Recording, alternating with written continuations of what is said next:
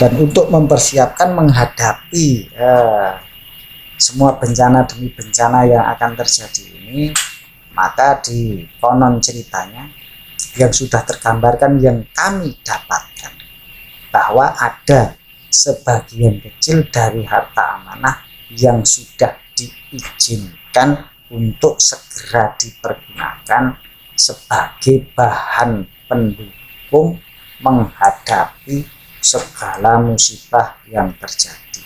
Dan mudah-mudahan dalam waktu dekat ini bisa direalisasikan, bisa segera untuk digunakan membantu bagi saudara-saudaraku semuanya yang memang menghadapi atau membutuhkan itu semuanya.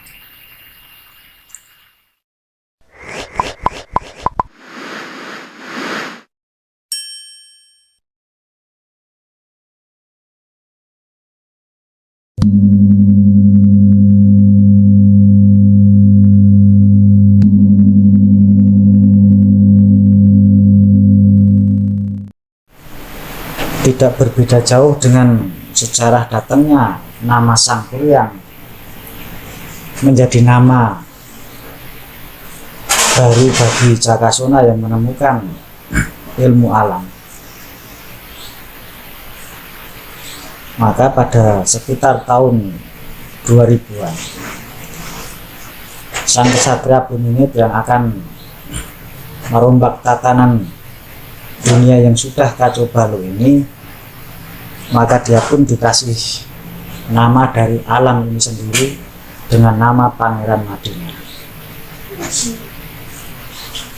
Kami nggak tahu banyak apakah nama Pangeran Madinah itu sudah beredar pada saudara-saudaraku yang memang menjalankan perjalanan kesatria tersebut, atau memang baru orang-orang tertentu yang mendapatkan bisikan nama atas nama Pangeran Madinah sebagai pemangku pelaksana tugas wali amanah yang sesungguhnya.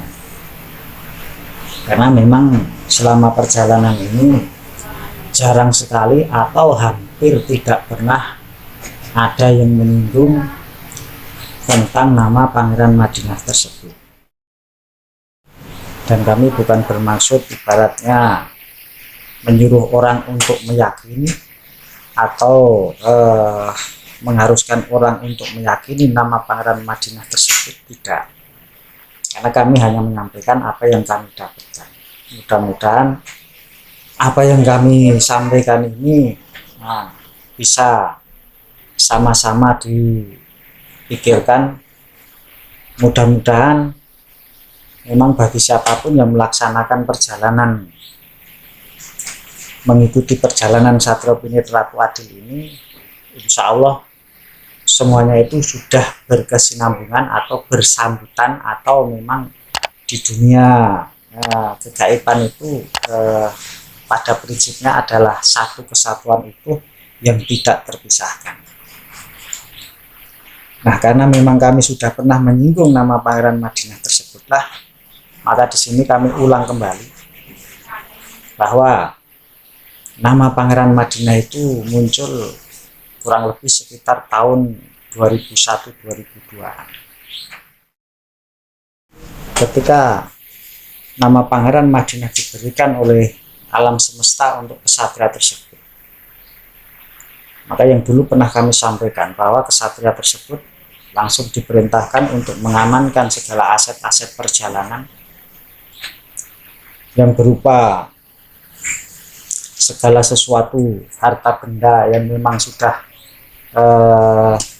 tertanam di Nusantara ini untuk diamankan supaya tidak disalahgunakan oleh oknum-oknum yang tidak bertanggung jawab. Karena memang pada waktu 2002-2003 itu banyak sekali yang mengambil secara ilegal gudang-gudang dari kasepuan, gudang-gudang dari wali amanah yang ada di gunung-gunung maupun di lautan maupun di gua-gua tertentu, mereka ambil, mereka manfaatkan, walaupun akhirnya mereka juga kena dam. Untuk menghindari hal-hal yang tidak diinginkan tersebutlah, maka saripati daripada semua harta amanah itu diperintahkan untuk diselamatkan dari tangan-tangan yang tidak bertanggung jawab. Itu tugas pertama yang dilaksanakan oleh kesatria tersebut. Dan selanjutnya setelah menyelamatkan dari intisari seluruh harta amanah yang ada di seluruh Nusantara khususnya, sang kesatria tersebut dibekali juga dengan ilmu-ilmu alam untuk mengenali jati diri masing-masing kaum yang akan dia bawai, untuk terjun langsung, untuk mengetahui langsung jiwa dari masing-masing daerah di Nusantara ini, untuk mengenali, untuk menyatu, supaya suatu saat memang sudah saatnya pergelaran Satrio Pinit Ratu Adil ini digelar, memang sudah benar-benar mengetahui harus bagaimana, karena prinsipnya sudah mengetahui jati diri setiap kaum, setiap suku-suku yang ada di Nusantara ini. Karena memang kesatria tersebut didatangkan di alam semesta ini adalah untuk menjadi orang tua bagi seluruh suku, seluruh kaum, seluruh umat. Karena di sini bertindak sebagai orang tua terhadap anaknya yang akan melindungi segenap prinsip-prinsip kehidupan di setiap kesukuan dimanapun itu. Karena memang kesatria ini pada prinsipnya tidak bergerak berdasarkan suku tertentu atau agama tertentu atau keyakinan tertentu, tapi ini adalah mutlak untuk memberikan batas atau menyerukan batasan dari setiap kaum, agar setiap kaum, setiap bangsa, setiap umat mengetahui batasan dari masing-masing kaum tersebut, sehingga tidak mengganggu kaum yang lain atau merusak kaum yang lain, atau tatanan-tatanan yang tidak seharusnya dari masing-masing kaum atau masing-masing suku.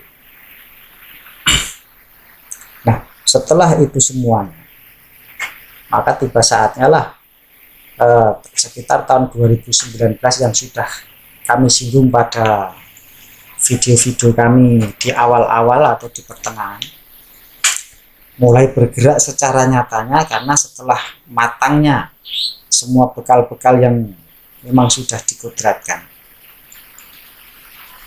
yang sudah lahir dan batin sudah dikuasai oleh kesatria tersebut,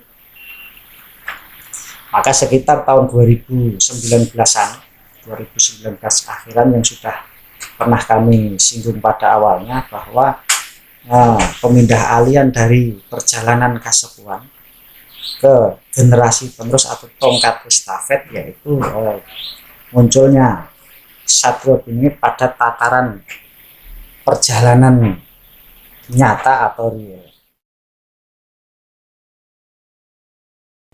Nah, makanya disinilah kami nyatakan bahwa pada tahun 2021 ini, singkat ceritanya, bahwa perjalanan Pangeran Madinah ini benar-benar baru gencar-gencarnya,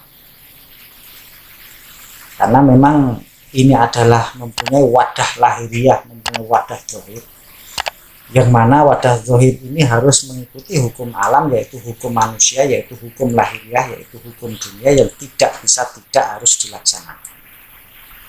Namun untuk pembenahan alam semesta ini yang sering kami singgung, bahwa renovasi total alam ini sudah tidak bisa dihindarkan lagi, karena memang alam sudah terlampau rusak. Cuman sesuai yang sudah-sudah yang kami sampaikan, bahwa satu-satunya jalan yang bisa kita lakukan hanyalah mengantisipasi atau meminimalisir akibat daripada gerakan alam, gerakan dari Pangeran Madinah untuk pengerahan pasukan gaib ini, supaya kita benar-benar tidak terlalu parah kena imbasnya, dan mudah-mudahan akan terselamatkan karena kita sudah mendapatkan stempel khusus untuk menjadi orang-orang yang terselamatkan dari segala perjalanan atau perombakan alam secara total ini. Nah, bagi siapapun yang emang menginginkan untuk mendapatkan daripada perlindungan alam semesta, daripada goncangan bencana demi bencana yang sudah tidak bisa terhindarkan lagi ini, hanyalah sesuai dengan kaidah-kaidah yang sesungguhnya sudah diberikan tanda-tandanya, yang mungkin pada episode-episode sebelumnya sudah jelas kami singgung, kami sampaikan bahwa apapun yang terjadi ini tidak tergantung dari agama, keyakinan, suku, ras tertentu, tapi ini adalah total. Karena disinilah ibaratnya keadilan yang sesungguhnya, bahwa keadilan di akhir zaman ini tidak memandang suku, tidak memandang bangsa, tidak memandang agama, tapi siapa yang salah bakal seleh, siapa yang benar-benar tidak bisa mengikuti perubahan alam ini akan menjadi pupuk, akan ibaratnya kena limbas daripada bencana demi bencana yang akan terjadi. Nah, kalau lebih ditekankan lagi seperti yang sudah ditunjukkan oleh alam, makanya jangan sembarangan ngomong di dalam perjalanan hidup akhir zaman ini. Jagalah lisanmu, jagalah ucapanmu, jagalah hatimu, jagalah perbuatanmu dari segala sesuatu yang menimbulkan perpecahan, menimbulkan kehancuran, menimbulkan sesuatu hal yang akan memecah belah kelompok satu dengan kelompok yang lain. Sebagaimana yang sudah diibaratkan ditutupnya semua tempat ibadah yang tidak memandang itu agama apapun, baik Islam, Hindu, Yahudi, Nasrani, dan lain sebagainya. Ditutupnya semua fasilitas sekolahan. Diibaratkan sekarang ini untuk belajar ibaratnya aja harus melalui internet. Diibaratkan bisa juga dikatakan melewati alam gaib.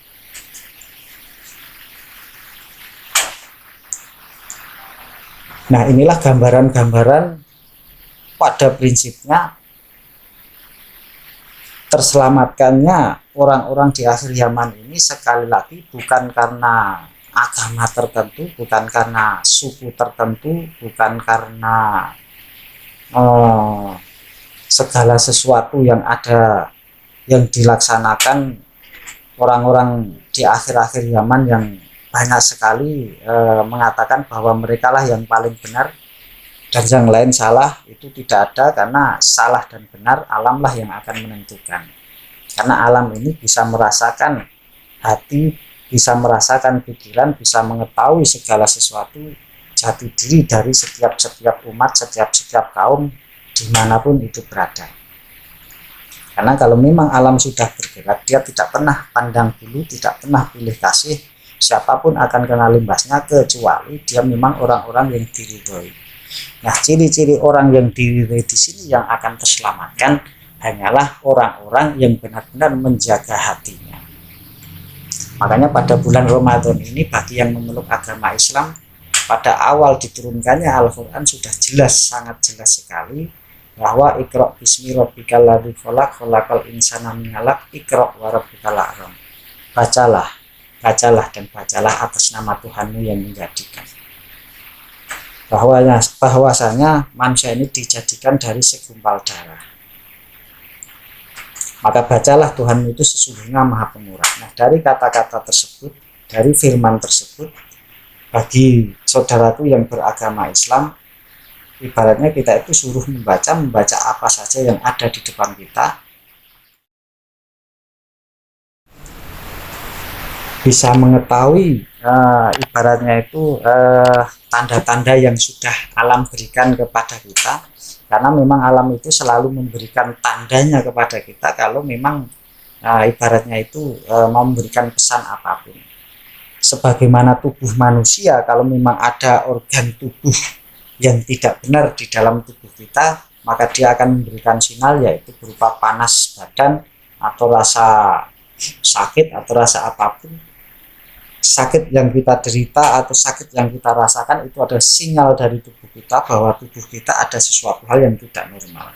Seperti itu juga alam semesta ini. Ketika alam semesta ini sudah menghadapi segala sesuatu yang tidak beres di dalam dirinya, maka dia akan memberikan tanda-tanda supaya bisa kita mensikapinya, supaya kita bisa mengobatinya agar tidak terjadi sesuatu hal yang lebih parah dari yang seharusnya.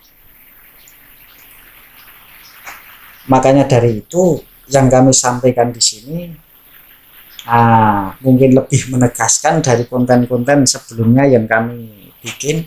Kami bukan bermaksud untuk memberikan atau menyampaikan sesuatu hal yang menakut-nakuti atau ibaratnya membohongi ataupun apapun, tapi mudah-mudahan apapun yang kami sampaikan ini bisa menjadi bahan renungan kepada kita semua, agar kita tidak mengedepankan permusuhan, tidak mengedepankan perpecahan, tidak mengedepankan kehancuran, tidak mengedepankan ego. Tapi kita harus kembali ke prinsip spiritual, di mana prinsip spiritual itu intinya adalah jiwa kita sendiri. Maka siapa yang bisa menjiwai dirinya sendiri, maka dialah yang akan terselamatkan. Bagaimana menjiwai diri sendiri, yaitu dengan mengetahui jati diri. Jati diri intinya yaitu jiwa kita. Kalau orang yang dilahirkan dari Jawa, jiwa Jawanya itulah yang harus dibangkitkan. Kalau dia dilahirkan dari suku Sunda, bangkitkanlah jiwa Sundanya. Kalau dia dari Sumatera, bangkitkan jiwa Sumateranya. Kalau dia dari Kalimantan, bangkitkan jiwa Kalimantan. Karena setiap daerah itu mempunyai jiwa masing-masing yang akan mempengaruhi sikap, mempengaruhi perilaku sesuai dari kadar daerahnya masing-masing. Dan setiap kaum pasti berbeda, setiap daerah pasti berbeda. Berbeda dari kebiasaan, berbeda dari bahasa, berbeda dari tabiat dan cita-cita dan lain sebagainya. Karena setiap daerah itu mempunyai ciri khusus yang tidak sama dengan ciri daerah yang lain. Dan keunggulan daerah tertentu belum tentu menjadi keunggulan daerah yang lain. Tapi ingatlah bahwa setiap daerah itu mempunyai kelebihan dan kekurangan masing-masing. Yang harus dilakukan di sini adalah mempersatukan perbedaan itu, jangan sampai menjadi dasar dari perpecahan atau perolok-olokan atau pertikaian dan lain sebagainya. Tapi jadikan perbedaan suku, perbedaan bahasa, perbedaan karakter itu menjadi kekayaan kita, sehingga akan menyatukan kita menjadi bangsa yang besar, yaitu menjadi tolak ukur atau mercusuar dunia ini. Sekali lagi saya sampaikan bahwa satria yang diturunkan di akhir zaman ini dari alam semesta dikasih gelar yaitu Pangeran Madinah. Dan sekarang ini Pangeran Madinah sudah bergerak. Pergerakan Pangeran Madinah secara lahir dan secara batin. Secara lahiriah yaitu ibaratnya sesuai yang kami terima, sebagaimana yang kami sampaikan pada video-video yang lalu, bahwa pada prinsipnya adalah persatuan, adalah sama-sama mempelajari jati diri masing-masing, kembali ke jati diri, khususnya yaitu jati diri kita sebagai orang yang berbangsa dan bernegara, jati diri kita sebagai suku tertentu atau kaum tertentu. Yang Jawa, jangan malu dengan Jawanya. Yang Kalimantan, jangan mengunggulkan Kalimantannya. Jadi setiap suku-suku di Indonesia ini silahkan bangkit dengan jati diri sukunya masing-masing, dan dari situlah bahwa kita adalah Bhinneka Tunggal Ika, berbeda-beda, nyata kalau kita itu berbeda, tapi perbedaan itu adalah kekayaan kita untuk menjadi tolak ukur bangsa yang besar yang terdiri dari berbagai keanekaragaman yang akan menjadi warna dari kehidupan bangsa Indonesia ini menjadi bangsa yang besar dan beradab. Nah, pada prinsip tolak ukur yang utama yaitu jangan memperbesarkan perbedaan-perbedaan. Dan kita harus hati-hati pada hukum akhir zaman ini bahwa pengadilan suci terus berlangsung dan terus berlaku, bahwa setiap diri akan menghakimi dirinya masing-masing. Nah, bagaimana cara setiap diri itu menghakimi dirinya masing-masing? Karena di sini turut campurnya pasukan gaib yang sudah bergerak dari ujung timur sampai ujung barat. Karena bagi siapa yang tidak atau kurang eling waspada setiti nastiti hati-hati, atau kurang kewaspadaan, kurang melihat ke dalam hatinya setiap tindakan dan perbuatannya, disitulah kalau kata orang agamis mungkin disitulah setan atau pasukan gaib itu masuk menyusup ke dalam darah kita, menyusup ke dalam jiwa kita, sehingga kita akan mengatakan apapun yang ada di dalam diri kita tanpa bisa mengontrol, sehingga seluruh kebusukan dan kehinaan yang ada dalam diri kita tanpa kita sadari keluar semuanya dan disaksikan oleh semua orang. Itulah cara kerja dari pasukan gaib untuk mengadili setiap diri terhadap dirinya masing-masing dengan penyusupan pasukan gaib ke dalam diri masing-masing setiap kaum, setiap umat. Makanya pada prinsipnya agar bisa selamat kita harus selalu ingat terhadap diri kita, ingat terhadap Sang Pencipta, karena hanya dengan ingat dengan Sang Pencipta, ingat dengan Tuhan, ingat dengan jati diri kita, itulah pasukan tersebut tidak akan bisa masuk ke dalam tubuh kita.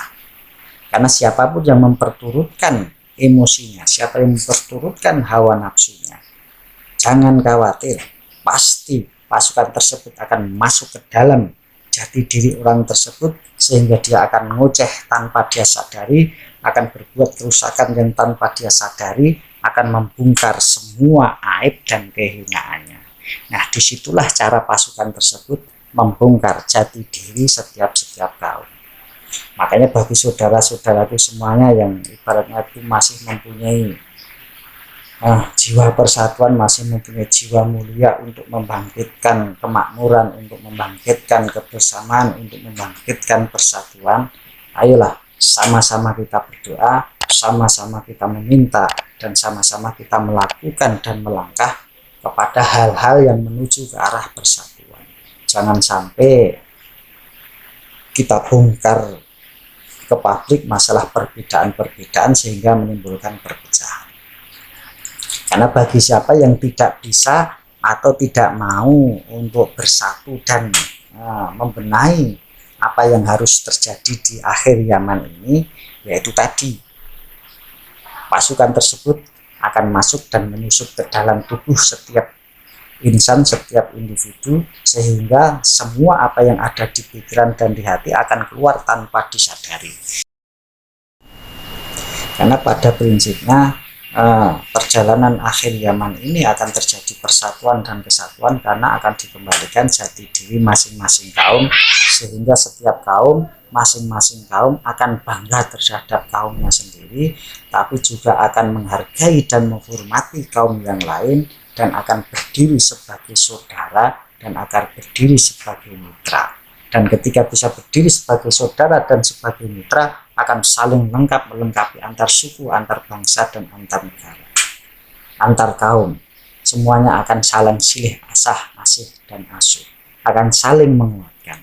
Suku Sunda mendukung suku Jawa, suku Jawa mendukung suku Sumatera, suku Sumatera mendukung suku-suku yang lain, dan itu akan terikat dalam satu persatuan yang utuh, yaitu sumpahnya Gajah Mada akan menyatukan Nusantara ini. Sebagaimana yang kami sampaikan bahwa visi misi kami adalah menjadi corong atau menjadi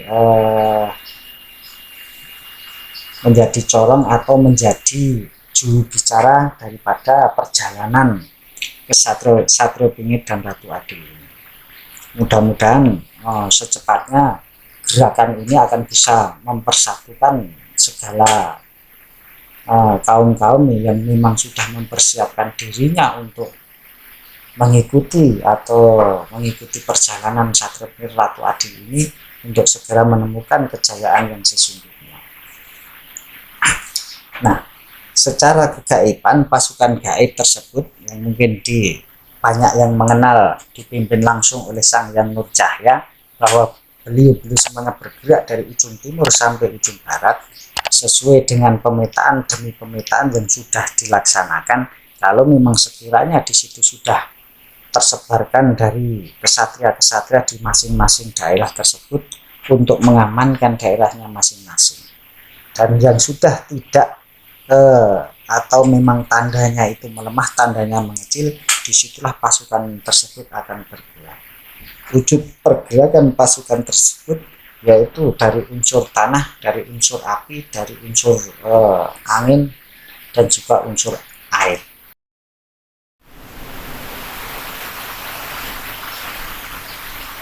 Nah, untuk bisa menghindari atau meminimalisasi daripada gerakan pasukan gaib tersebut hanyalah dengan introspeksi diri, dengan melihat ke dalam diri masing-masing, supaya kita ingat bahwa akhir zaman ini sampai terjadi diturunkannya utusan akhir zaman ini berbeda dengan apa yang dihadapi oleh pendahulu-pendahulu baik zaman wali, zaman nabi, dan lain sebagainya. Karena sekarang ini bukan karena kekurangan pendidikan, bukan karena kurangnya agama, tapi karena sekarang ini akhir zaman ini yang paling besar kekurangannya yaitu kekurangan hati nurani atau pengenalan jati diri, sehingga jati diri setiap kaum itu seperti sudah mengambang atau tidak jelas. Jawa tidak jelas dengan Jawanya, Baduy tidak jelas dengan Baduinya, Sunda tidak jelas dengan Sundanya, karena percampuran demi percampuran budaya yang tidak jelas yang memaksakan kehendaknya. Karena memang setiap suku, setiap bangsa, setiap kaum itu mempunyai kelebihan kekurangan masing-masing yang pasti berbeda antara suku satu dengan suku yang lainnya. Perbedaan ras, suku, bangsa, bahasa tersebut ini memang sudah kodrat irodat dari Sang Maha Kuasa yang tidak bisa dirubah, tidak bisa dijadikan satu kaum saja. Tapi memang diciptakannya dunia ini adalah bersuku-suku dan berbangsa-bangsa.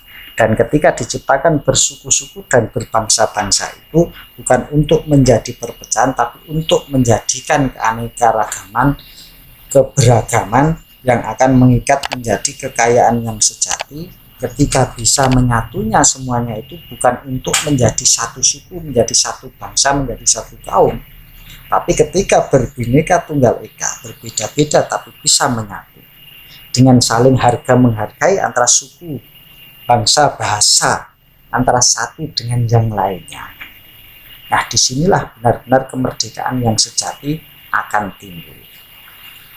Karena kalau ibaratnya perjalanan akhir zaman ini sekali lagi bukan karena tidak ada agama, bukan karena kebodohan, bukan karena tidak ada budayanya, tapi karena sudah bercampur baurnya. Karena pada prinsipnya yang rusak sekarang ini adalah hati manusianya.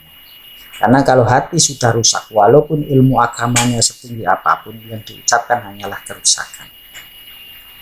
Sepandai apapun ilmu pengetahuannya, kalau rusak hatinya, maka yang akan ditimbulkan bukan kemakmuran, tapi kerusakan alam semesta, kerusakan persaudaraan, kerusakan kesukuan.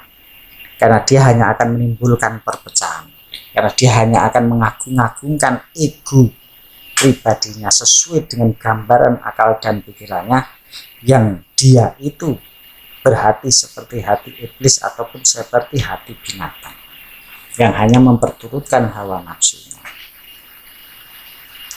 Nah, dari apa yang kami sampaikan ini, disitulah bahwa pada prinsipnya Satrio Pinit Ratu Adil sudah bekerja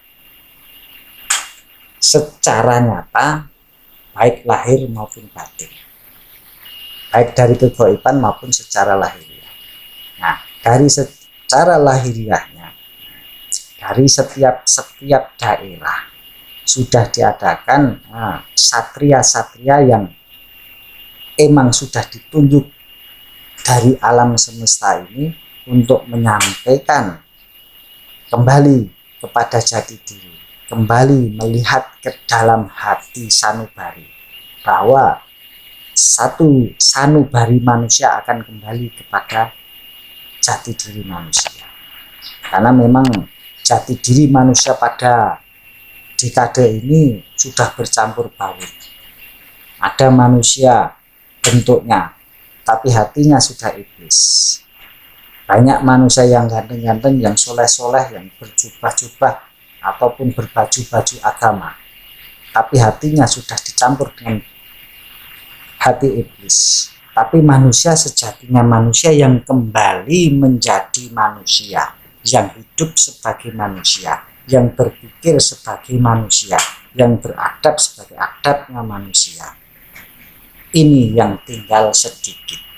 Makanya mau tidak mau memang saatnya putusan akhir zaman mau tidak mau harus muncul dan sudah muncul. Dan untuk mempersiapkan menghadapi semua bencana demi bencana yang akan terjadi ini, maka di konon ceritanya yang sudah tergambarkan yang kami dapatkan, bahwa ada sebagian kecil dari harta amanah yang sudah diizinkan untuk segera dipergunakan sebagai bahan pendukung menghadapi segala musibah yang terjadi. Dan mudah-mudahan dalam waktu dekat ini bisa direalisasikan, bisa segera untuk digunakan membantu bagi saudara-saudaraku semuanya yang memang menghadapi atau membutuhkan itu semuanya. Dan juga mungkin karena memang ini prinsipnya tidak banyak, mungkin juga yang benar-benar membutuhkan saja, di situ akan ada pendanaan-pendanaan. Itu yang kami dapatkan, itu yang dapat kami berikan. Kalau masalah kebenaran apa-apanya, mari kita sama-sama saksikan gelaran yang sedang berlangsung ini.